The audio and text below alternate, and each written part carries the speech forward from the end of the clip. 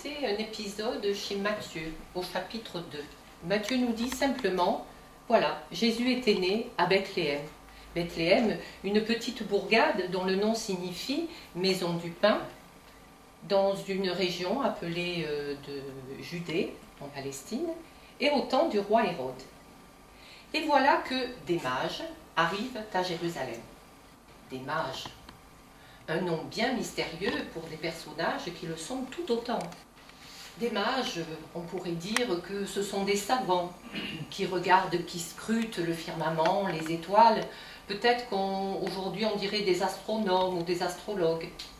Ce sont aussi des païens parce qu'ils vivent dans un pays lointain, en Orient, là où le soleil se lève, et là où on n'adore pas le Dieu unique qu'on adore en Israël, le Dieu d'Abraham, d'Isaac et de Jacob.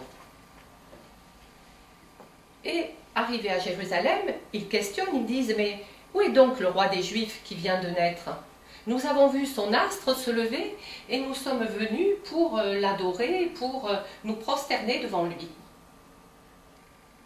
Et bien sûr, la nouvelle de mages très exotiques dans leur accoutrement, la question qu'ils posent, tout ça, ça se diffuse à la vitesse de l'éclair dans Jérusalem, et cela arrive aux oreilles du roi Hérode, qui en est tout chamboulé, tout perturbé, tout très très inquiet, et tout Jérusalem avec lui.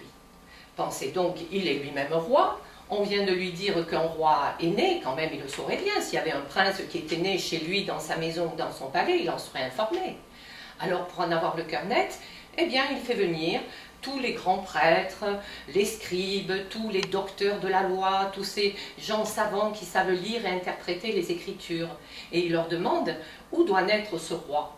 Et alors les docteurs de la loi se plongent dans les Écritures et puis ils disent à Hérode, à Bethléem, en Judée, parce qu'on a lu dans les Écritures, il y a un prophète, il y a longtemps, qui a écrit que de Bethléem, en Judée, sortirait un homme qui conduirait le peuple de Dieu, le peuple d'Israël. Alors Hérode, en secret, convoque les mages.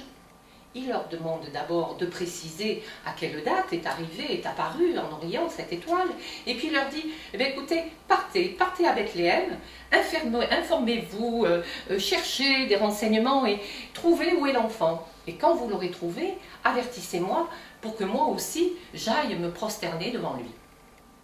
Et voilà nos mages qui partent, qui quittent Jérusalem, et ils ont l'heureuse surprise d'apercevoir devant eux l'étoile qui les avait accompagnés depuis l'Orient jusqu'à Jérusalem. Elle est là, elle les devance. Alors ils la suivent, et puis elle s'arrête, au-dessus de l'endroit où se trouve l'enfant. Alors les mages, tout d'un coup, sont remplis mais d'une immense joie. Ils entrent, ils découvrent Marie et l'enfant à ses côtés. Ils se mettent à genoux devant l'enfant, ils se prosternent devant lui, et puis de leur bagage, ils sortent les cadeaux, les présents qu'ils ont l'intention de lui offrir. Et ils lui offrent de l'or, ce bien précieux que l'on offre à un roi, de l'encens, ce parfum précieux que l'on offre à Dieu, et de la myrrhe, cet onguent précieux dont on embaume les morts.